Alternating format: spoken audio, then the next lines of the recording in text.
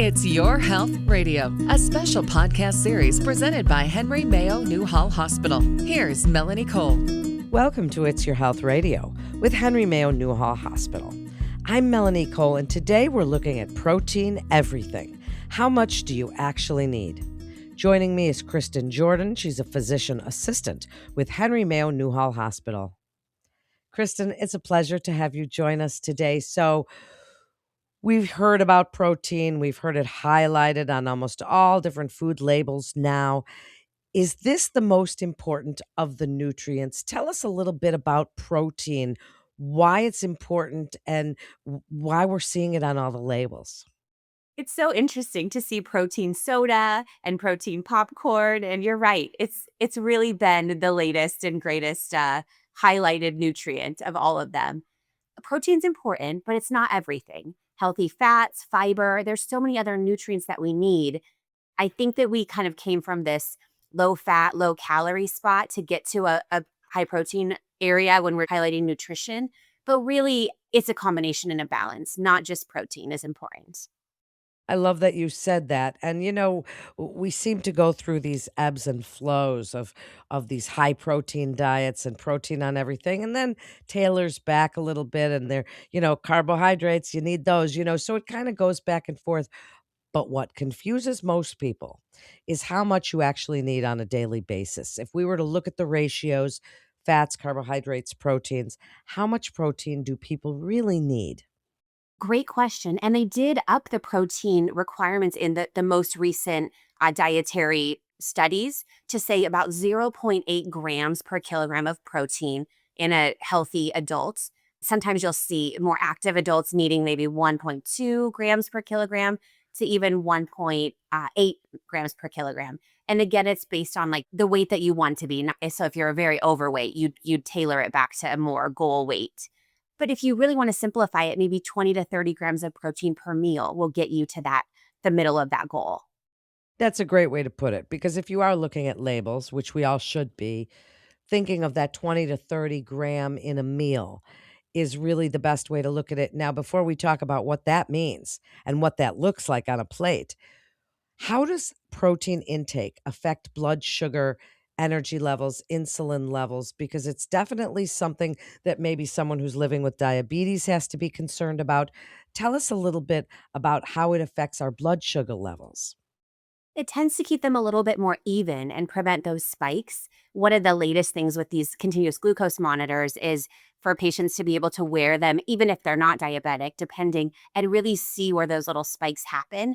And I think that they're much more evident with the high processed carbs, and really the protein does help level things out and give you good balanced energy throughout the day. What about muscle loss? And, we women, as we get older and our bone density goes down a little bit, how does protein help to maintain our muscle mass and our bone mass? How does it work that way?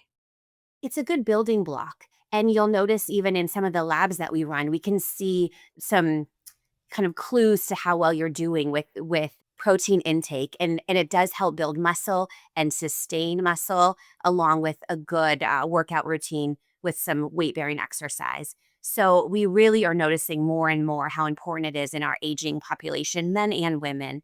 And I think that our healthiest 80 and 90-year-olds do have a good protein intake and are able to stay active because of that. I think you're right. Now, I think the biggest question people have, and I mean, now we're seeing it in cereal, we're seeing protein plus and all these things, right? And unless you're an athlete and you're taking the protein powder, and, I have a son who's a gymnast, so protein powder was a big part of everything.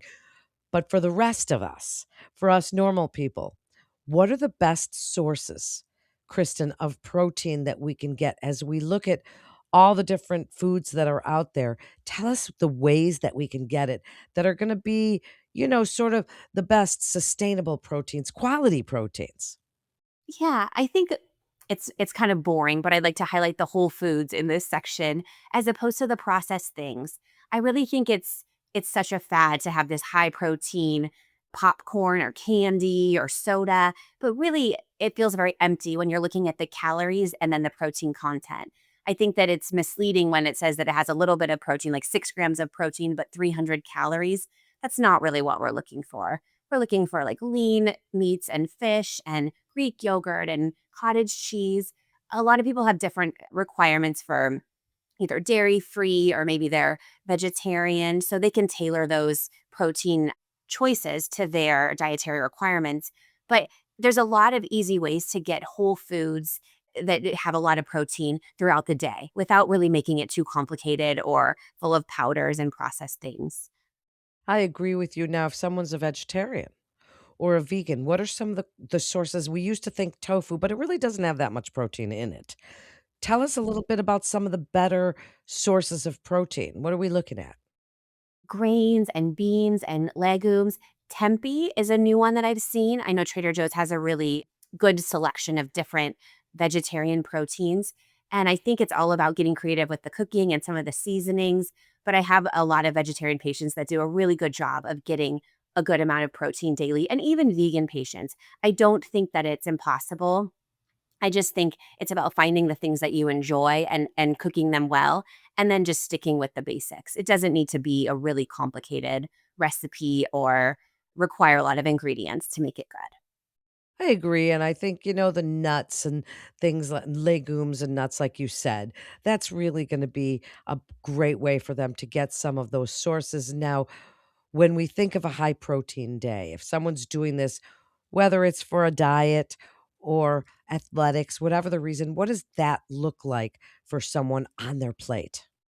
Perhaps they'd start with either Greek yogurt and berries and maybe some nuts, or a piece of wheat or sourdough toast and eggs or egg whites. That'll give them 20 or 30 grams of protein in the morning. And then maybe either a turkey wrap, chicken wrap, some type of sauteed tofu or tempeh or whatever vegetarian option they choose, with some lettuce and some good veggies in there for lunch, and then a snack of cottage cheese or protein shake, and dinner with some veggies, salmon, chicken, something leaner protein wise. Really just kind of finding foods that you like and circulating them throughout the day. I know that cottage cheese has gotten a big push lately, and some people love it and some people hate it. But they can you can find something Greek yogurt too that you really enjoy and remake it in different ways throughout the day to meet those protein goals.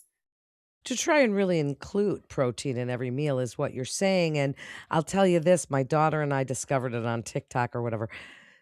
Greek yogurt and a banana, half a banana, mash that together, add your egg in there, and then, whether you wanna do it savory, cheese, or even a little bit sweet, and just bake that or microwave it, and you get this. It's so good. It comes out so good every single time, and the same thing with cottage cheese. You just sorta make these little egg bites. So eggs are really one of the great ways, but there's so many recipes now, right, that Yes. people can find all over the place. And who would think to bake Greek yogurt or bake cottage cheese, or you can get like a good cauliflower base? It's really neat to see with these just a couple ingredient type meals or snacks. And I think your energy and just the ability to make it through the day without always wanting to snack, protein really helps meet that goal better than any other nutrient. I think so too. So if you had to give people listening one bit of great advice, what are the key takeaways you'd like them to know about including protein, but not to the exclusion of the importance of carbohydrates and fats, and as you say, the whole foods in our diet? Right, the fiber. I think keep it simple. I think there's so many ways to complicate everything, and my healthiest patients are really the simplest. My older ladies walk every day and they get protein with every meal, and they're not trying to find a million new recipes or search out the latest protein candy. They're really just trying to keep it simple and to make goals that are sustainable. And that's really what I notice is keeping people healthy later in life. I agree with you. That is great information. Kristen, thank you so much for coming on, really sharing your expertise and helping people to understand that it doesn't have to be complex. What you said is really the best advice we can offer, is that it doesn't have to be complex. So thank you so much for joining us. And you can always visit our website at henrymayoprimarycare.com for more information and to get connected with one of our providers. You can also visit the free Henry Mayo Newhall Hospital online health information library at library.henrymayo.com. That concludes this episode of It's Your Health Radio with Henry Mayo Newhall Hospital. Please always remember to subscribe, rate, and review It's Your Health Radio on Apple Podcasts, Spotify, iHeart, and Pandora. I'm Melanie Cole. Thanks so much for joining us today.